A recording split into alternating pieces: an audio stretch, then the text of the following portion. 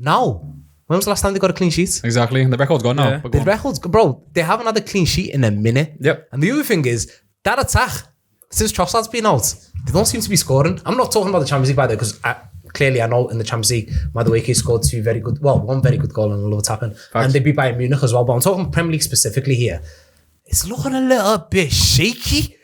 Do you know what I mean? Shaky it's Warriors. that time of the year for Arsenal, you know. It comes to this period of time and then something happens. And I feel like it's happening again. Welcome back to another episode of Cutz Inside, episode 15. We're giving you these episodes week after week after week, and we're the first ones out of all the people that you're subscribed to be giving you these podcasts. Yeah, so make sure please that you like, comment, subscribe, share, all of that good stuff. We have many more episodes that you can go back and watch. But guess what? This episode is about today, and I'm with 3 legends. Yeah, no, 4 legends including myself. I can't leave myself out. You know, Big Yo's at Elite from the 8 side. Other people know. Cheers! I've got my guy back, Mr. Mo. Jeez. Big Liverpool fan. Can we get a round of applause for Mo? We've got another one of our guys, Cutz Inside legend, making his debut right now, soon to become legend. Got one on. Stano, round of applause. And a cemented legend here at Cutz Inside. No, that's something else. It's you with the Jamaica kit on, always coming with different kind of kits. We got free card. Vibes got tell. Even though he's out, he should go back in because he looks finished. Round of applause for Jalali, man! Episode 15, like I said, please make sure you like, comment, and subscribe. Sponsored by Phone Lodge. Get on Lodge Lane for your accessories and all of that good stuff. Let's get right into it right now, yeah? Mohamed Salah.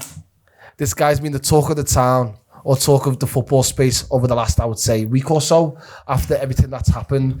You have not been on the podcast for a couple of weeks, and people might have saw my clips. People might have heard my thoughts about Mohamed Salah. I think he's the greatest player to ever play for Liverpool in the Premier League era, up there with Steven Gerrard. If you told me Stevie, I wouldn't argue. If you told me Mohamed Salah, I wouldn't argue. One day I wake up, I think it's Stevie. One day I wake up, I think it's Mo Salah. That's not the point I'm trying to make here, but he is up there, top 2. Where are you at with all of that? Know what I mean? Like, where are you at with him coming out against Leeds, him not being in the squad against Inter, and him being back in the fold against Brighton? I mean, I agree with you. Like, Mo Salah is, him or Gerrard, best player to ever play for Liverpool Football Club. I love Mo Salah so much. An absolute sensation of a football player. Best winger in Premier League history as well. But when he came out with that interview or whatever he did, I was fuming. I was completely fuming. I was like, what are you doing, Mohamed Salah? The thing is, we've always known Mohamed Salah is selfish and he's very himself kind of mentality. Isn't that what makes him who he is? That's exactly it. That's the reason why we love Mohamed Salah and the reason why he's so successful as a football player. And he scored over 250 goals for us and he's our 3rd highest goal scorer in Liverpool history, is because of that self-determination, that selfishness, that desire to become better and be the best. But then you can see the negative side of it. And we've seen the negative side. What did he achieve by coming out and saying, I've lost the relationship with the manager. I feel like the club's threw me under the bus. I feel like they want me to leave. You did not achieve nothing. The only thing you did is put Liverpool Football Club under the mud. Like, literally, you dragged Liverpool through the mud. And I hate that. It doesn't matter if you're Mohamed Salah or if you're Conor Bradley. You don't do that at my football club. Do you know what I mean? Like, you'll get what makes it your football club and not his? That's the thing that Jamie Carragher said. My football club. Why is it not his football club? It is his football club. It definitely is. But if it was his football club, he was treated with a lot more respect than doing that. It's a team sport. How did that positively affect the team? No, it negatively affected the team. Every single press conference since has been talking to Arne Slot about that, heaping pressure onto the team. That Inter Milan game, you could only see how much pressure the team was under. Everyone's talking about Mohamed Salah. He's the talk of the town. It should be the talk of the town should be Liverpool Football Club. It really, really pissed me off. But I can understand from his perspective, maybe he felt like he was becoming a little bit of a scapegoat. He's been put on the bench a couple of times. And does he deserve it? Probably not, because there's been worse players in the team. But at the same time, if he's the manager should have the responsibility and the authority to make the decisions he wants. If he wants to put Mohamed Salah on the bench, he puts Mohamed Salah on the bench. Even though I haven't been the biggest fan of Salah, of Slot, and I think he's been very questionable this season.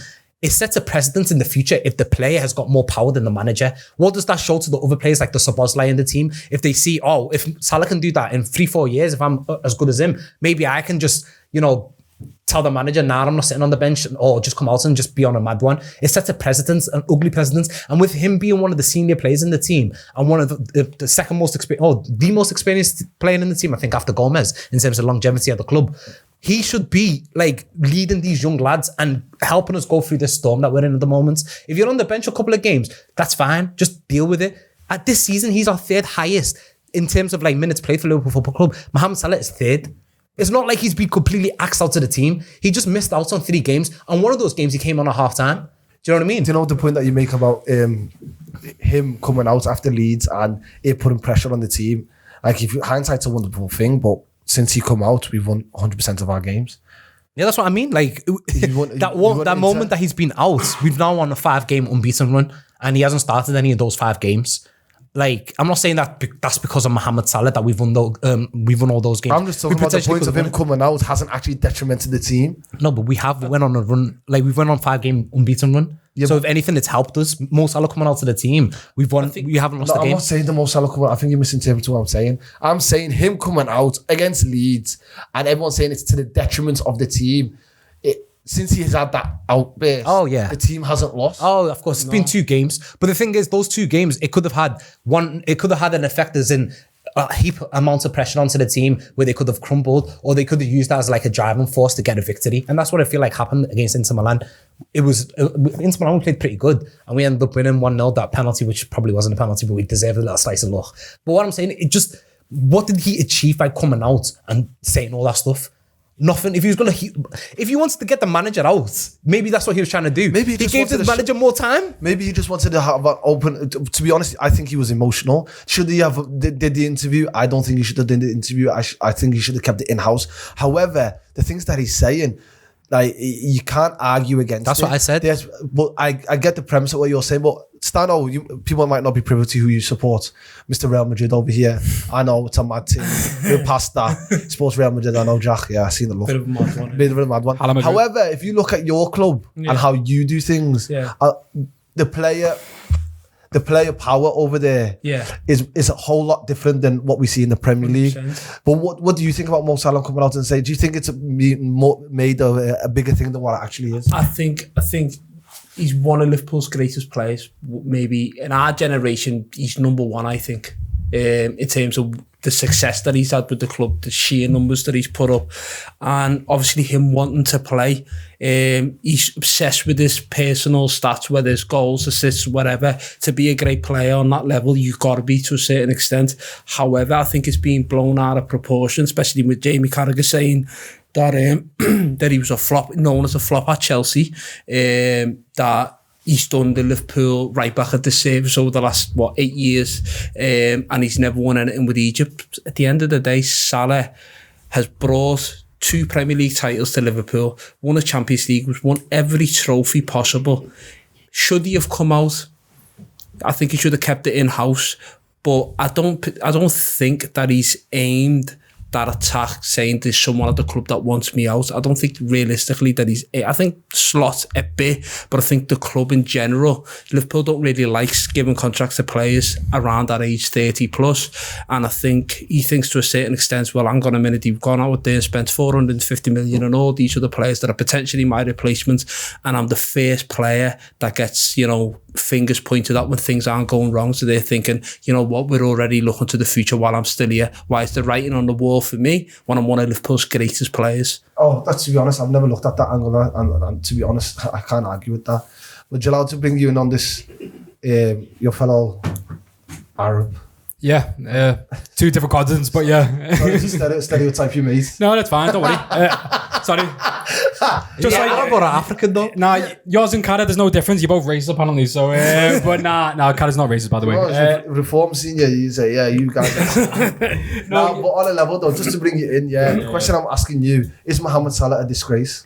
You know what it was? I think my views last week, I just said I'm not really bothered that he did the interview. It was just the timing of it. He could have just waited after AFCON. But is he a disgrace? No. And in terms of what Jamie Carragher was saying about being a flop at Chelsea, something's hit a nerve for him to say that, bro. Like, because he would have never said that before. So when he was saying, I think it was on Monday Night Football, was it? But he was just like, but listen, like, he was a flop at Chelsea. We never said this, but that's so irrelevant when you're one of the best players in Liverpool. So there's no point in bringing that up.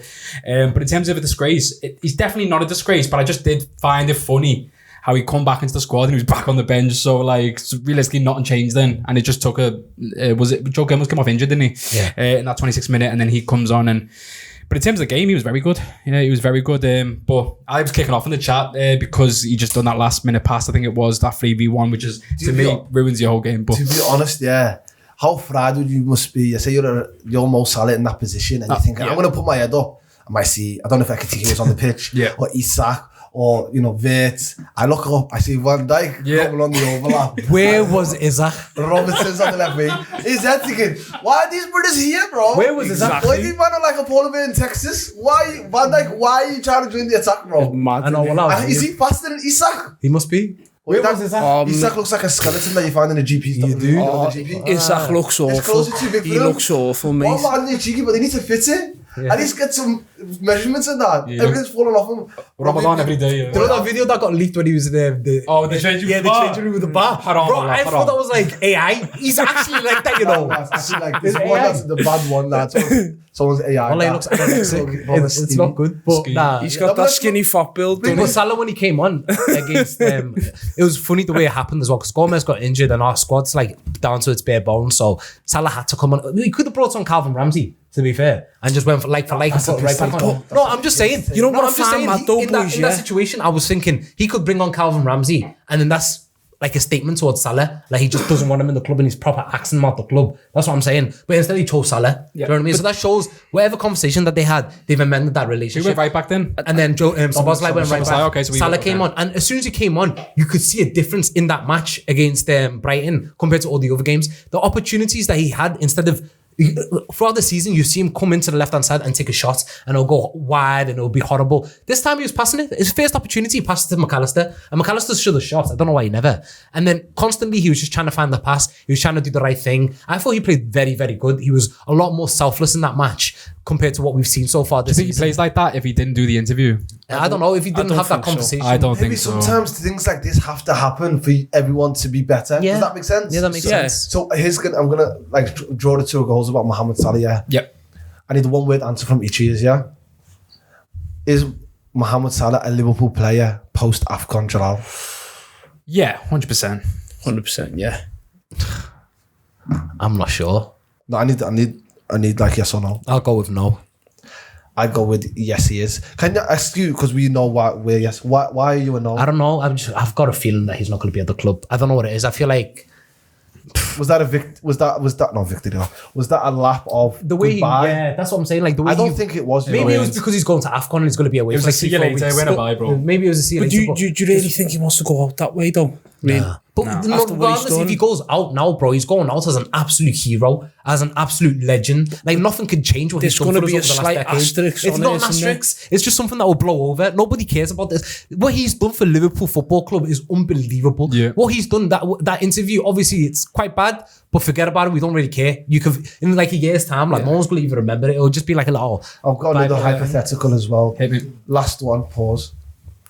Yes, if Liverpool get a bid from Saudi for £50 million, should Liverpool sell? Are we in January? January.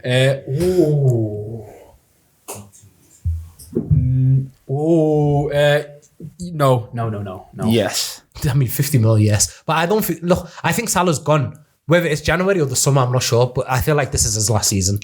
Okay, moving on from Mohamed Salah. Liverpool actually, let's go back to the game, beat Brighton 2-0. It was one of them where it wasn't controlled, I think.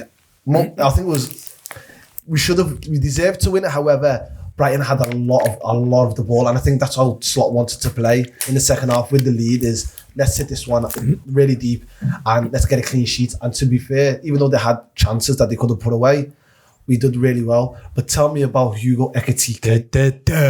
Hugo Ekitike. I love him. Well, I absolutely love him. He's just, you know, when we signed all these players that we signed in the summer, he was the one I was most skeptical of.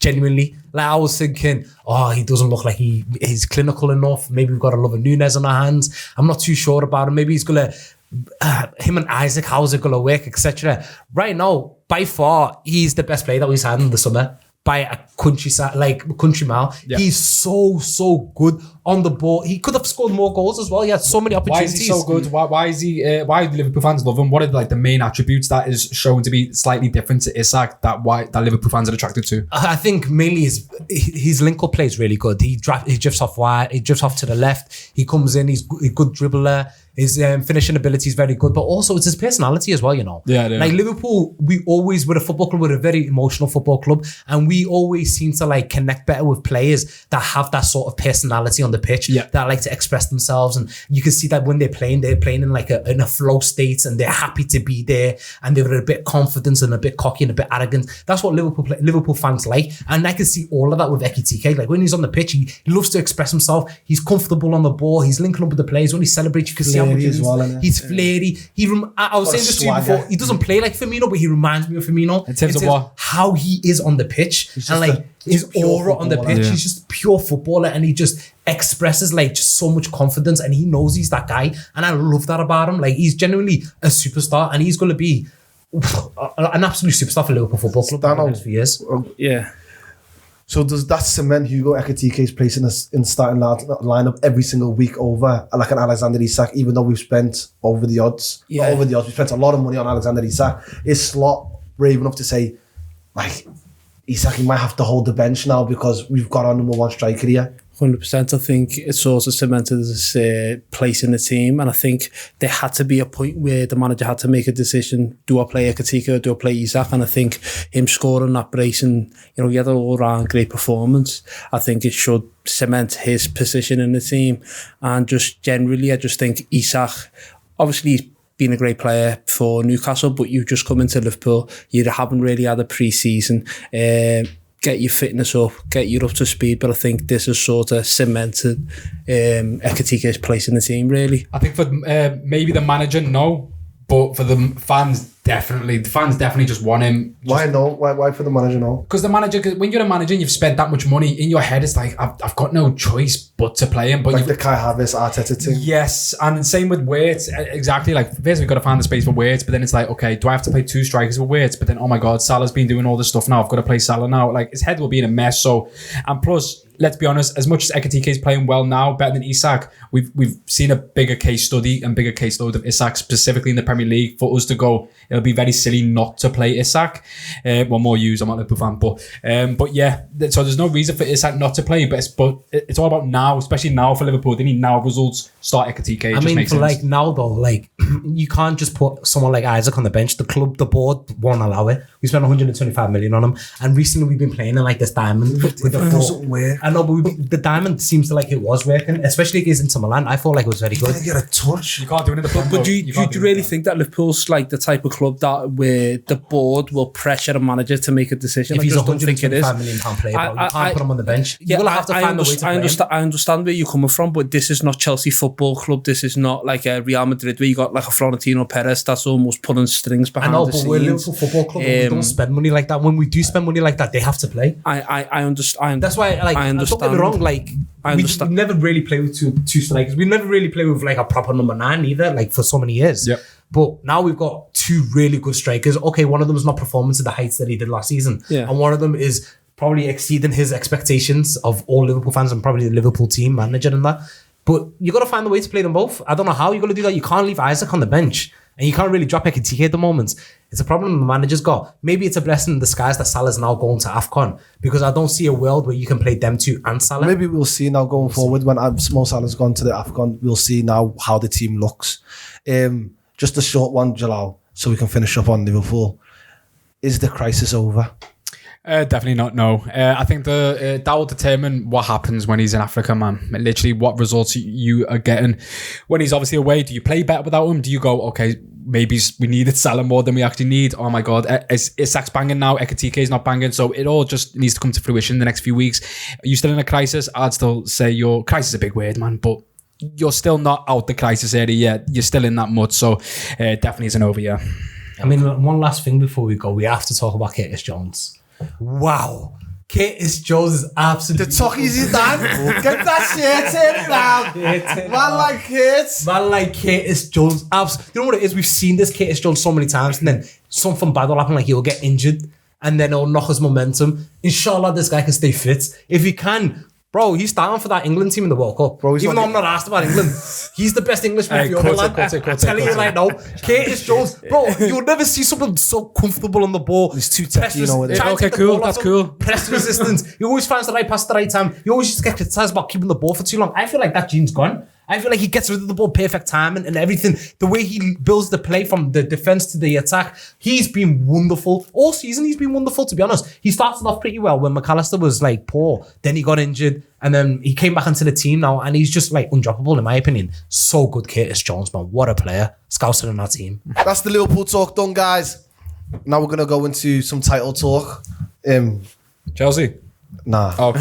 We're going to talk about Liverpool. Are we talking about... No, Liverpool not in the title talk. We're talking about the league leaders at the moment, Arsenal, who got away with it against bottom club Wolves on Saturday, escaping it with a 2-1 win after 2 own goals. Oh, they... After the loss against Aston Villa, and, you know, the league's whipping boys Wolves. They've got 2 points. Everybody wants to play Wolves every single week. They look like Shahbilash. I'll translate that for you. That means free tea. Free tea, Shahbilash. That's free tea. You know, you go over there, it's free. Free cookers. That's your free points over there. Yeah. I wish Liverpool are facing them every single week, you know what I mean? Because we're dying for 3 points. But are Arsenal showing signs of... Well, I don't know what the word... You know what I mean? Yeah, signs of... Champions. I think this just chinks signs in of the the armour. bottle, innit? Chinks in the armour. You know what I mean? I mean, the armour, that's the starting one. off in the season, what did they base their whole foundation on? Set pieces. Defensive stability, for me. And set pieces, but defensive stability.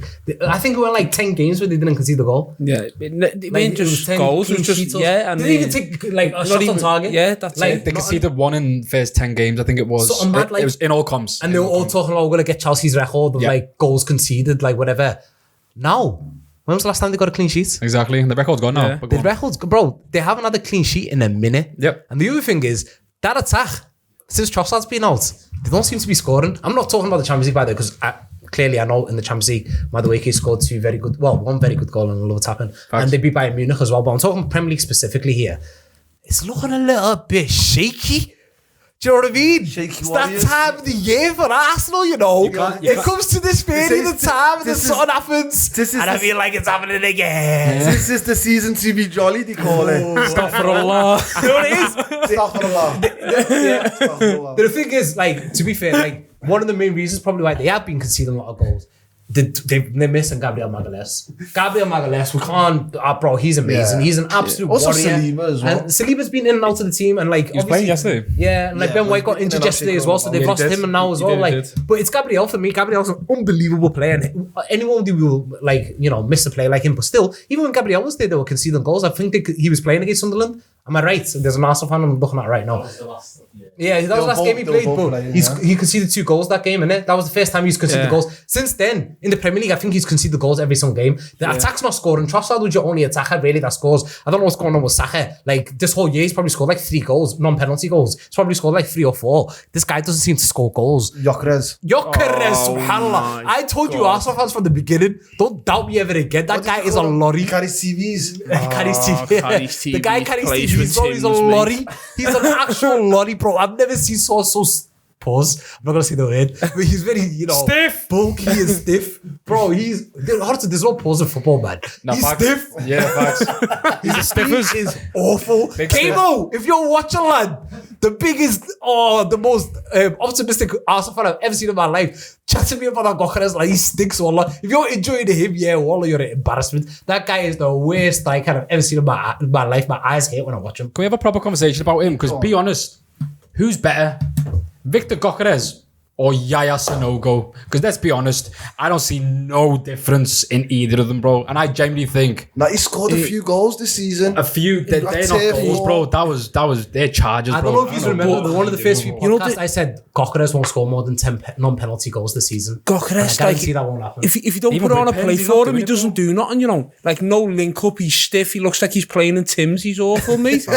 He scored all them goals in the Portuguese league, you come to the Premier League where everyone's an athlete, he's got no chance, mate, he's awful. Yeah, he's terrible. Like, genuinely, like, if that ball doesn't come into the 6-yard box and get crossed in, whether it's in the air or, you know, the ball gets pulled back for him, he's got no chance. He can't link up. The game passes, you know what I mean? Right? The link up plays awful. None whatsoever. Touch is awful. Just about the first touch though, there was one bit in that match where he touched the ball down nice and turned and hit and it just went wide. I thought that was class. But apart from that, a few moments, like little glimpses. But then you think about it, like Arsenal have been very good in terms of their transfers, like recently over the last few years. Yeah. That one I just feel like they missed. Like it was bad sign. But you're saying it's that time to bottle him, which I do agree. December's horrible for Arsenal, but if you're saying the striker stinks, they're both centre backs are out, 2 own goals. That's the But they still won. I know they still won. So what is the problem? And you're also saying it's the stuff of champions, is what you're saying. I'm just saying it's not that deep for Arsenal. They've got wins, bro. But when Liverpool, sorry to cut you off. No, it's fine. Go on. So when people are talking about Liverpool and we were winning last minute goals and we won 5 in a row and we were sitting top of the league after beating Arsenal, and we never played well. Yeah. And everyone's like, I can see chinks something. There's chinks in the armour. They were scoring last minute goals. Can't you apply that to Arsenal now?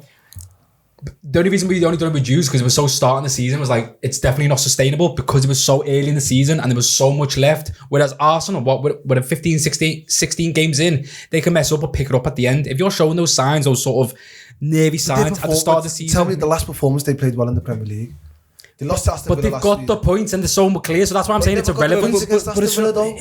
But look how many points they're like 5, 6 points, and City are gonna drop points still. Chelsea, as much as I love us so much, we're gonna drop points, bro. Look, but it's gonna get bigger. But right now it's 2 points. Okay, so who's gonna compete? Who's gonna compete? City. But the thing is, that Wolves game was always meant to be cash money, but it took them 2 own goals and a late own goal for them to get the 3 points. Fair enough. Yeah, they got the 3 points. 3 points doesn't matter if you get it in that way or you get it by winning 7-0. They got the 3 points. But the thing is, you can see in this team something is not right. It's just something pressure. The pressure might be on. Like you never know. The pressure could be getting to them, but then you also got to think. Like when they conceded that last minute when Diego at Aston Villa, and they were down and out, and they looked like they were finished. Is that just? They lost the goal in the last minute and they lost the game? Or do you think it was bigger than that? I think it's just, they lost the game. You don't want to lose against a goal, obviously, in the last minute and whatnot. But I just think Arsenal, when you look at Arsenal this season, they drew against City. That was, they were there for the taking. Lost against Liverpool. Lost against Villa. Drew against Chelsea. That were down to 10 men. Arsenal need to start winning against their title rivals. If you want to win the league, you got to beat some of them. And they've either drew or lost every last one of them. And in terms of, just the goals and that, like, teams were getting a, glimpse of their goal, and now they concede, 2 against Villa, a goal against Wolves, 2 against Sunderland, 2 against Sunderland. So this whole thing, where they thought they were going to break Chelsea's 15 goals conceded record, that's all out the window. I just think they've got a big enough squad and enough quality to obviously turn this around, but I just think the chinks in the armours are starting to show. And Wolves as well, I've easily watched about like 7 games of Wolves this year. Have you actually watched them play? They're so unlucky, bro, in their games. They play so good, bro. No, bro, they're not garbage, bro. They've got garbage players, but they actually play well, They've been so unlucky. You can't have 2 points and say that No, of course, I'm looking at them now. The bottom of the league, 2 points. Of course, 19th is Burnley with 10 points. Obviously, it's horrendous in terms of just the table, but please don't look at the table. Just think it's so bad. They've been unlucky with VRs. Hate them this year. They played so good in games, bro. I promise you. It's just with them having this manager, who was the Portuguese manager, I can't remember his name now, who they started off with the season with, and then he got sacked, I think, about 8-9 games in. Obviously, they brought Rob Edwards from was it Luton? Yeah, was he from Middlesbrough before? No, Luton, Middlesbrough. Yeah, Luton, Middlesbrough. Sorry, yeah. And he's getting them playing good football, man. It's just the results. Like, bear in mind, that's what they were close to getting a draw again in that game. So it's just fine margins. But listen, we're in the big boy Premier League. Those fine margins are gonna cost you. So unlucky Wolves, man. About Arsenal as well. We'll see next week. Like everyone expected them to beat Wolves there, but that's a big text next week against Everton away.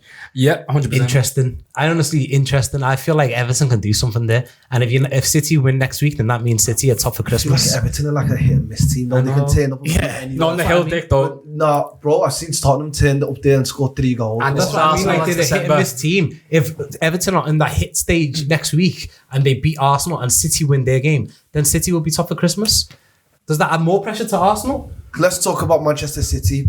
3-0 winners at Selhurst Park, beating Crystal Palace. It's mad how Crystal Palace had a great a crazy like home record, but now they've lost back-to-back games at home, haven't they? To the two Manchester teams. So let's talk about Phil Foden. We've talked about Phil Foden a lot on this podcast. Jalal, I'll let you take the lead on this. Is Phil Foden back? No, it's just a purple patch like it is. He's not back, boys. He's not back. He'll just have this like 10 games where he's good and then he'll go missing again. We've seen it for like 3 seasons in a row. What difference is it going to make if it's going to be in the 4th season? Let's be honest. No difference. But it hasn't been 3 seasons in a row. His goal and assist this season has been better than his previous 2 seasons. And he's the 3rd top goal scorer in the Prem right now. No, but he won't. He's never been from start to finish. And I know that's very hard. But from start to finish, he's never showed full consistency. He's had just drips and drabs of form, and you're going to see it. Where I put a magnifying glass on Foden and where I judge him is the later stages of the Champions League. But he won the league with like 18 goals and like 11 assists. Bro, he's been here for like 9 years and he's just been playing with all these good players. Since De Bruyne has left, he's never got his stamp in that position, said, this is my team. But right now, he's scored 6 goals. Not now. He's scored 6 goals in the last 5 games and 3 assists. Is the season done, boys? What are we doing? I'm not saying fall off a cliff. No. Listen, all I'm saying is this, yeah. He will not carry this on by the end of the season. And that's it. Like, it's all well and good saying it now. And he's playing good. He's playing good. By the way, I don't think he was one of the better midfielders today, by the way. I thought Churchy was better than him, in my opinion. Of course, like, Haaland was quiet, but he comes up with the goals. But listen, Phil Foden, to me, he needs to be playing better than what he's doing, bro. Since De Bruyne's left, bro, you should be getting the team on your back, and it doesn't look like it, from my opinion, anyway. But don't you think you're putting way too much pressure on him? Like, obviously, De Bruyne's boots are massive. What he's trying to say is that it's the same way Mo Salah is the guy at Liverpool when Liverpool won the leagues. Yeah. The same way Cole Palmer's at Chelsea. The same way De Bruyne was at City. Yeah. He wants Phil Foden to be that because he should have been that, and he's been tipped to be that. Haaland. Yeah. And he hasn't fulfilled his potential. Is that what you're trying to say, basically? Wallah, that's pretty much spot on, innit? Because you're just better with words than I am. But no, I just need to see more, bro. To me, he just looks like a passenger.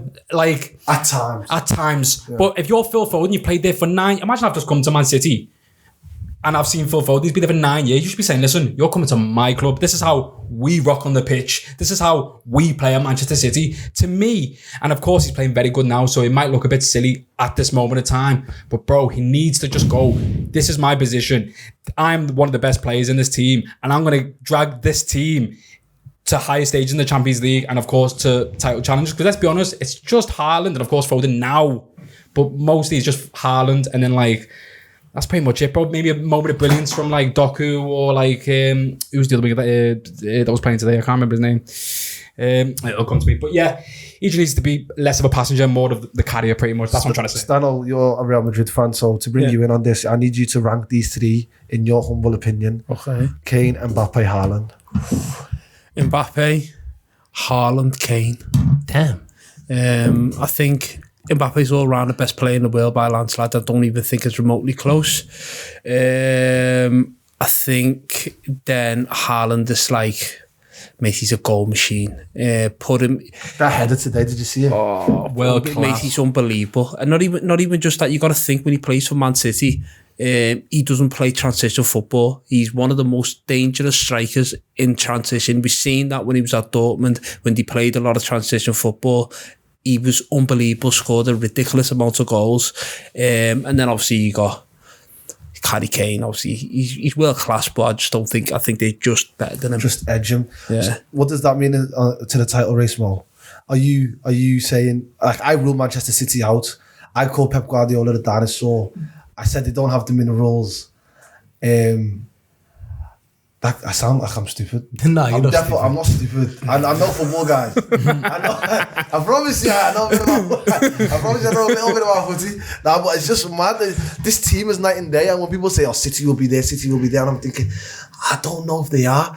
But now I'm starting to like change my mind. What do you think? I mean, like, where you're coming from, like, obviously there's a new team that he's building, isn't it? Like, majority of these players are new. And they went to Real Madrid and won. Oh yeah, We'll bring Stanley in on that. But what do you talk about the title race? The title race, I think, is still, it's between City and Arsenal for me, in my opinion. Arsenal recently, as we just talked about, like, you can see some chinks in the armour.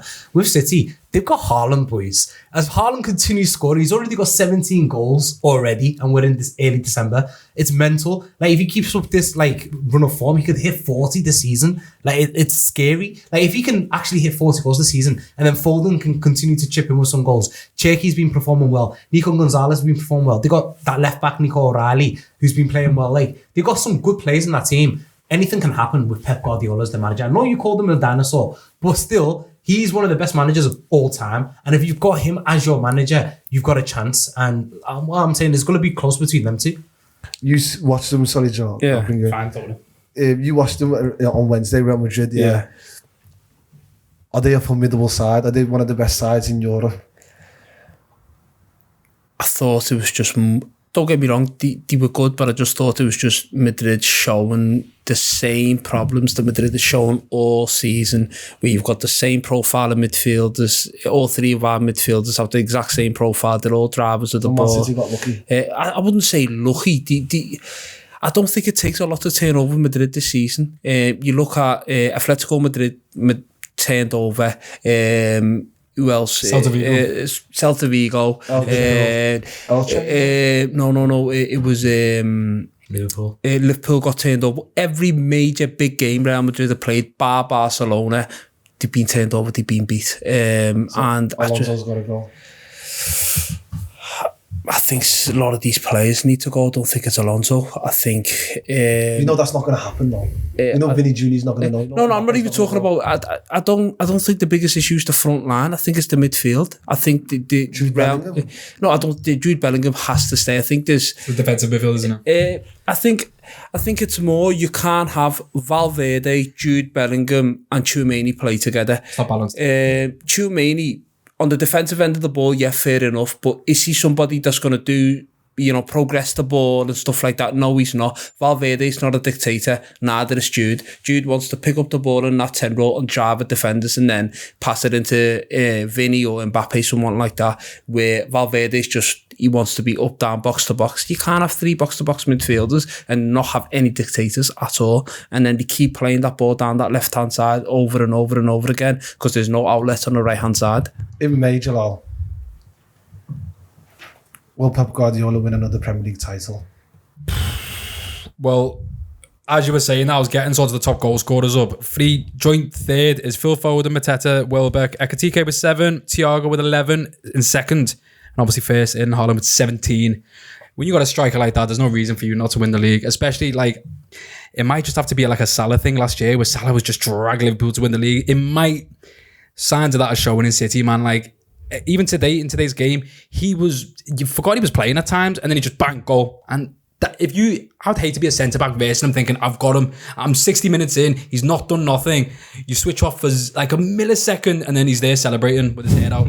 I think a player like that, there's no reason for you not to win the league. It's just, again, I'm going to keep saying this with City. Their midfield don't convince me. That Fulham game was only a week ago and I know they won and I know you're going to be like, okay, calm. It was only like a week ago. We can move on.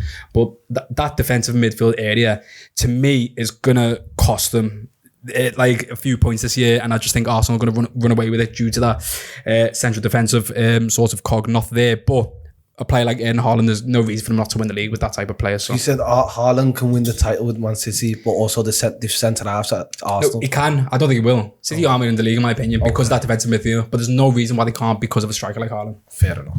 Jalal, let's talk about your team today. Chelsea 2-0 victory against Everton. Cole Palmer is back. But before we talk about Cole Palmer, let's talk about Alejandro Garnacho. Fuck, stinks. He stinks. He's one of the worst players I've ever seen in a Chelsea shirt, I'll be honest. Chill. No, he is, facts. I've seen Cuadrado play for Chelsea, bro, and done better bits than him in a Chelsea shirt. I watched Gael Kakuta play for years, and he wasn't great. Bro, he was a wonder kid, though. He was a wonder kid. Hazard rates him. Show my age there. Shout out Vitesse. Yeah. Nah, with Garnacho, you know what it is? Anytime we have a good game, he just doesn't look like he's had a good game. Am I lying, Oms? Against Wolves, he got 2 assists. Yeah, but that's Wolves, that's the whipping boys. That's his standard. We've seen that with Raheem Sterling last year for 2 seasons ago for Chelsea. The only stat you'd get was against a Nottingham Forest down there, a Burnley.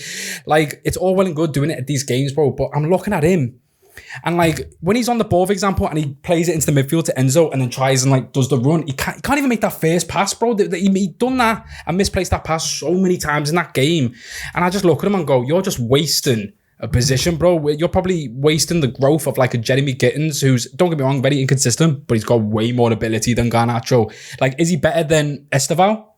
No. Is he better than Noni Madueke that we just sold? No. Is he better than Neto? No. Who's he better than in our, like, out of the winger options? Bear in mind, we've got loads. And we've got like Quender or something that's coming next year as well. Like, we've got loads of winger options. And to me, he's just probably going to start because he's our flashy big money signing. But I just don't see why we bought him, even when we was linked with him. You can check my Twitter. I kept saying I did not want this guy, bro. And he's probably just stopping the growth from a lot of the wingers, but specifically into the game, Cole Palmer. Are you happy Cole Palmer's back? Oh my God. This is why I've got this top on. And I had the party the other day as well. So that's why I've got it on. So Cole Palmer? Yeah, come on. Even though he's from, say, kids as well. Oh, you're done. Yeah, stinker. No, I'm a Sanchez. Sanchez Jamaican. Profile the Caribbean. No. They're all the same. Hey, listen, Robert Sanchez is Jamaican, lad, and he's been playing good. So, yeah, actually, he is half Jamaican, half Spanish. Yeah, genuinely though. But yeah, man. Reece James as well. You gotta ask him, bro. Cucurella as well. Cucurella's actually Jamaican, though. No, but in terms of Cole Palmer, I just knew he was going to score. He always has good games against Everton. I remember, like, there was a 6-0 and he scored a hat-trick, and one of them was like 40 yards outside the box where he made the brand faith as well. But Cole Palmer just looked back to his best, man. He looked fully fit. I want him to play the whole game just because I'm greedy. Obviously, very good management by Enzo to take him off in the 60th minute. But yeah, very good finish. And Mauro Gusto, yeah. I weren't his biggest fan when he first came in. Man was a goal scorer now. Yeah, he didn't score. Two weeks ago, he never scored a career goal. Yeah, at all. 200 appearances, 100 appearances, 1 goal. I know he scored already. I know, he's doubled his tally. Can in I like ask 2 you a weeks. question though? Yeah, go for about it. Reece James. Yeah, man. Is his position now defensive midfield? And when Caicedo's back, what's the midfield looking like? Was Palmer going to go out onto the wing? Yeah. Is Reece James going to play? Or where's Fernandez going to play? Like, how's it all going to work? And talk to me about Reece James as well as Reece's performances. Well, first of all, he's world class. I think there's no sort of question regarding that. In terms of him in the midfield, Enzo only was doing that in the big games, which I liked. He said, you know what, we're just going to put these two colossus in the midfield with Caicedo and Reece James in the big games. I'm seeing it way more now in sort of like these lower sort of Prem teams. And that says to me, it's more of a longer plan now, what he's doing with Reece James, which, listen, I'm not mad about that at all. I thought it was more sort of like injury prevention in terms of why he's putting him in the midfield, less running, all this type of stuff. Of course, still very hard to play midfield, but it's probably not hard for him though, because he's making it look so easy in that midfield. Again, we've seen, the first time I ever seen it, I think it was PSG in the final, was it? Club World Cup. We've seen it a few times. I remember Thomas Tuchel done it, Zenit away. He played him in the midfield and he was still very good in that game. But yeah, Reece James has been teasing the midfield thing a lot. He was in the midfield for Wigan as well when he was on loan from Chelsea as well. Played very good. I think got team of the season in the Championship as well, if I'm not mistaken. But I think he's just had the body and the physique to be a midfielder, but he was just always world class on the flank. So he was like, let's just keep him there. Always world class. In the flank, yes. Always. As a right back, yeah? Yes. Always is mad though. No. It's like you made your debut on UA class. Is that all? No, but you know what I mean, bro. Like when he hit that world class level. Always. No. When he hit that world class level, he's never dropped. It's just the only time he has dropped. It's because of injuries, bro. And he used to. World class is a bit loose. No. But Stano, coming to you on in the fact that why can't Chelsea make that leap? We sat here, you weren't here, but we sat here a couple of weeks ago after the draw against Arsenal. Yeah. And he said, Chelsea Jalal, he said, title charge in a Mancunian accent. Why can't they make the jump? What is it, that fact that over the last month they went from title challenges to you're back to being Chelsea and hopefully you get a top 4 place? I just think like a lot of Chelsea's players, the experience just isn't there, and they're just so inconsistent. So you got so many of their players that can give you out of this world experience, and then the next week you might get a 5 out of 10, you know what I mean? And they just generally... The consistency comes with age. Yeah, that comes with age, but obviously Mr. Cole Palmer's back, the best attacking midfielder in the Premier League. Him or Foden? Stop it. Palmer. I don't think it's close. Just asking. Calm down, Colette. Sorry. Sorry. It was that party this morning, sorry. And obviously they're going to go into a decent stretch of games now that are winnable for Chelsea. So a title charge, no. But are they going to be comfortable in that top 4 and being playing Champions League football again next year, I believe. So that's really it. It'll be interesting to see what that midfield shapes up to be like when Caicedo's back, Enzo Fernandez and Palmer. Yeah. I don't know how it's going to work. Is it going to be Reece James and Caicedo and then Palmer and then you're dropping Fernandez? You've also got Lavia. Oh, yeah, you got Lavia. But he only turns up when Liverpool. Come on, but then, easy decision. Put him right back. Malo Gusto. See you later. nah, but the way he's playing in midfield right now, I don't think you should take him out there. Like, as you said, Gusto's been playing good at right back. Yeah, he's been really good at right back, but then there was times yesterday's game where I seen them both in the midfield at the same time as well. Yeah, no, but in the same time at one point. Really? And then, like, it just drifts. It's very weird from Enzo Maresca, but it seems to be weird. But it's a good option to have, isn't it? Like, Of course. you've got more options there in that midfield now. Like, I don't know whether you watch obviously much more Chelsea than me. Yeah. But for me, I'll put Enzo on the bench, put Palmer in that 10, Caicedo and Reece James. I feel like that's very solid. And that gives Palmer more license to be the superstar that he is. Enzo Fernandez has been very good over the last few weeks, even though I'm not as big as fan, but he looked leggy yesterday. He looked, I think, shattered, I'll be honest. So, but in terms of that midfield, if that comes to fruition, Caicedo, Reece James and Palmer, there's no reason why that's a title winning midfield. That's an amazing midfield. And just to go on Palmer really quickly, that goal yesterday takes him up into the top 10 Premier League. Top goal scorers for Chelsea. He's in 9th now, surpassing Nicholas Anelka. Done it. How low is the bar? Quickly, that was into the top 10. Why is it quickly? It's just class. That's why. That just shows they were established in 2004. So Nicholas Anelka. Top 10? Wait, Nicholas Wait, let him Anelka. land, let him land. Boys. Dick, I'll pay for about 7 years.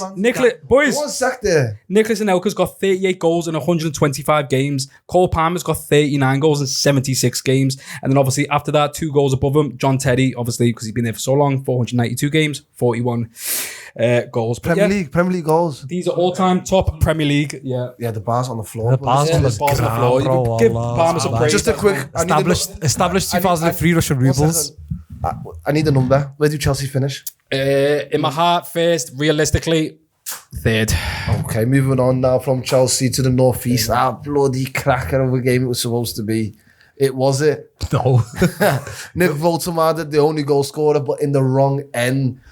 They haven't played for years after these two. They did in the cup, I think. Yeah, they did in the cup, and I think Anthony Gordon scored the first. I think they won 3-0. And then there was a time before that when they were in the Championship where Newcastle under 23s played their first team to get into the cup. It was very weird, but they played numerous times. But first time in the Premier League for like 7-8 years. So yeah, 9 years they said on that podcast. And the last time they played in that FA Cup match or Carling Cup, whatever it was in the cup match, Newcastle won and they took a picture in front of the fans, and then so petty Sunderland did the same thing today. They took a picture in front of the fans, like they just get back on them. Love it. Honestly, I love these kind of derbies. Like that North East derby it's a staple of the Premier League. It's something that I grew up watching when I was a kid, and I'm so happy to see it back in the Premier League. The atmosphere was there. It was very rowdy. The challenges were flying in. It wasn't the best game of football to watch, but it was still a good derby to have in the Premier League, and it always is. I feel like Sunderland as well, they've been a huge surprise package this season. I've already told you, you could check the beginning podcast, I was like, Sunderland going to be a dark horse this season. Shout out Omar, because he's the one. He's the Sunderland fan? Only Sunderland fan you'll ever come across. First week he said title child, we started laughing. Yeah, he was telling me, we signed really good players and that. But the one player he told me to watch out for is that Noah Siddiqui and that Chelmsford Talby or whatever. Yeah. He was telling me about that. Bro, how do you know about these, man? But he's right, bro. I was watching that Noah Siddiqui today, yeah. He is class. Yeah, the way he cleans he's up. Emotional though sometimes. He's a bit emotional, but he cleans up, bro. Like he's everywhere. He's just energetic as hell, and he gets his foot in everywhere. And good tackler, good passer of the ball. But now he's gone for AFCON. I feel like Sunderland might struggle over the next couple of weeks. There, but that puts them 4 points clear of Newcastle. Yeah, I know. That is massive. Newcastle into 7th place, higher than Man United, higher than Everton, higher than Tottenham. Joint points with Liverpool. Crazy. It's a mad thing with Sunderland. Chelsea. What does that mean for Newcastle then, boys? Jalal? What does that mean for Newcastle? That'll obviously hurt them in terms of pride because you can't be losing a derby, especially something as fierce as that. For the season, I'm talking about. For the season, that specific one won't do much in terms of result, but in terms of the season, bang average manager. No, but I'll be honest, it was Eddie Howe's fault today, the way they set up. The team was so deep, and you could see what they were trying to do. They were trying to hit them on the counter attack with the wingers, but the wingers were so deep that you can't even hit the counter attack. Bangers and mash, kid. Yeah, it was awful. Eddie Howe is bangers and mash. That's why he never got the England job. Yeah.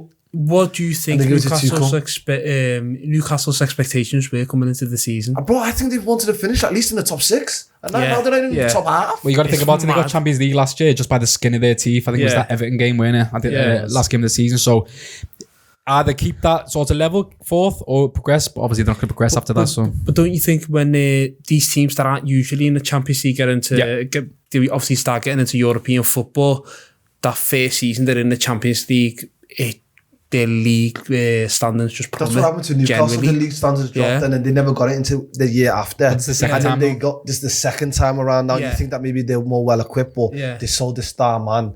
And that course. really took a hit. But so, like a similar things happened to Villa. Like last season they were in the Champions League and then they had a horrific league season. Yeah, they did. But then this season they're not in the Champions League. They're in Europa League, but Yeah. they're doing well in the Premier League. Like maybe these teams are just maybe PSR and they say the Big Six cartel, we can't compete. Maybe they're right. Like maybe Yeah. they can't compete. that's why But Palace they're are not dropping even- points. Not even just that. Even remember back in the day, Leicester. Yeah, they got yeah. into European football and they just plummeted in the league. You know what I They mean? hit quarters of champs though. Yeah, They hit quarters. They lost to Sevilla, didn't they? Yeah. So did Villa though. Did they hit quarters last talking year? about Villa, Yeah, Villa. let's bring in Yeah, Aston they did. Villa. Yeah, in a Aston close game to PSG as well. Bringing in Aston Villa, boys, you started to touch on it there. At the London Stadium. Oh, what a game! West by the way. Ham 2, Aston Villa 3. The Claret and Blue Derby. Claret and Blue Derby, yeah. Yes, sir. 2-1 up. Jared Bowen puts them in the 24th minute, but there's that guy, Rodgers. There was a guy, he was in our comments, Not like I read the comments. I do. I read it. We both read it. Yeah. I read this comment, and he said, Morgan Rodgers, these guys don't know anything about football. Looks like we don't know nothing about football. Yeah. Reload it, man. Reload it. Morgan Rodgers, tell What was me. he trying to say that Morgan Trying to Rodgers say as Morgan well? Rodgers, we put him in the same bracket as we put these guys in the same bracket. Phil Foden, I think Cole Palmer's higher, but say Phil Foden, Eze, Gibbs White. Okay. Gibbs White. Yeah, and- he's in and that he's ballpark. well into that ballpark. He's in that Definitely, conference. You can argue he's number one, arguably. Yeah, definitely. But yeah, what do you reckon about Rodgers, man? Rodgers' sensation. The goal today that he scored was the second one. beauty. Second one was an absolute beauty. First touch, bang. It's like a free What a kick. goal. I know. But Morgan Rodgers is amazing, lad. The drive, the strength, the pace, the power. He's such a really good player. The way he carries the ball, he's fantastic. He's also winning like points for his He team. is. The 2 goals at Leeds that his team needed. The two goals today Yeah. that his team needed. He's a shooing to go on that plane. Your man yes, Jude Bellingham. Tuchel likes this guy, man. Tuchel likes this guy. Tuchel likes him a lot, but when you're a superstar, you're starting, aren't you? There's a difference between doing it at a fucking Aston Villa and doing it at Real Madrid. 2 different things, aren't they? You know what I mean? 100,000 every single Sunday night, yeah. Different level, White different handkerchiefs gravy. and all of that. Hotels in the bloody stadium and And that. not even just at the celebration. Escalators and I'm south. I'm the big man, aren't I? You know what I mean? You're doing it in the Midlands, lad, leggy. Welcome back to the last part of Cutz Inside for the Cutz Inside games. If you've seen this before, you know what's going to happen, but I'll explain again. Usually we do football, tennis, but today we're going to do a little bit different. We're going to do a football chain where we are going to simultaneously name players and clubs until somebody can't, and then that person is out. The last man standing will end up winning. Good luck to everyone, even though I'm going to win. I'll start, yeah. Any club, any player. Patrick Kluivert. Barcelona. Ronaldinho. I'm gonna go AC Milan. Marco van Basten. Ajax. Clarence Seedorf. Real Madrid. Jude Bellingham. Birmingham City. Obi Fabi Martins. Ooh. Clutch. Seattle Sounders. Chill out, lad. You got to fact check this fella here. He's good. That's right. Bye bye. Hey! Oh, man, done the... I set that up. you're out, man. I set that up, you know. Let's go with Kaká. Real Madrid. Vinicius Junior. Vinicius Junior. A different team. Yeah. Oh, who's that Brazilian team he played for? Well, I genuinely haven't got a clue. I didn't even mean that. I'm so sorry. I actually just. Who did he play for in Brazil? He's out. Ramirez. No, it's out. He's out. I'm so sorry. I just named anyone. Mason Greenwood. Marseille.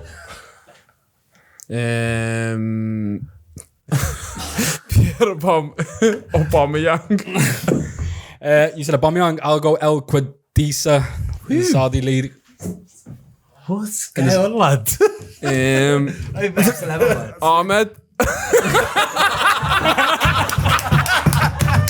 Nah, he won. Oh my God. How the fuck do you know who played there? El Quadisa. He played for. It was like the lower end of Saudi league, bro. Yeah. Right before Massive.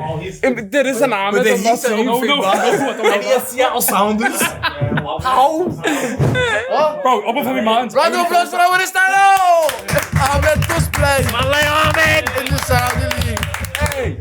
There is Ahmed, you know. Yes, lad. Fernando Torres. Liverpool. Their kite. Feyenoord? Yep. Yeah. Ooh, I might be done here, you know. I've got Van Persie. Arsenal. Henry. Barcelona. Deco. Porto. Porto will go Carvalho. Chelsea. Felipe Luis. Atletico Madrid. Alvarez. Man City. Yaya Toure. Barcelona.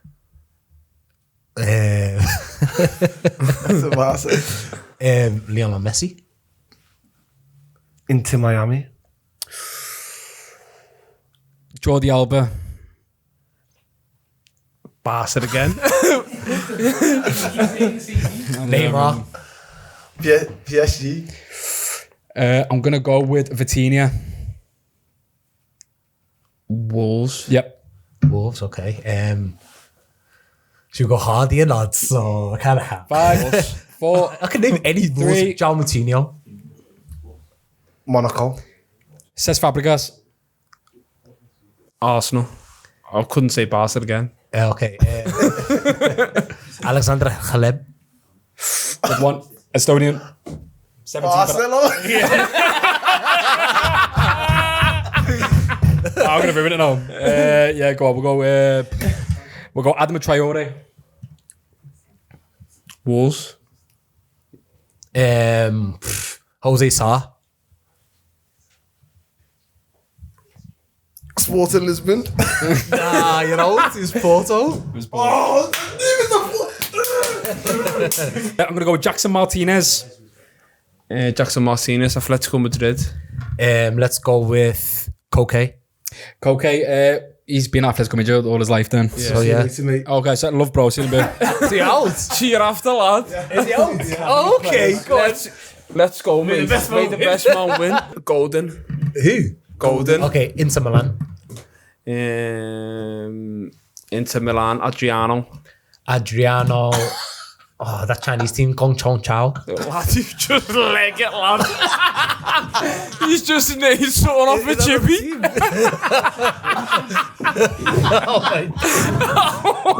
That's the team, no Gong Chao. Make sure you like, comment, and subscribe. Chippy menu.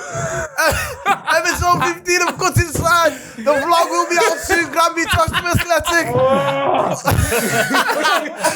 Oh.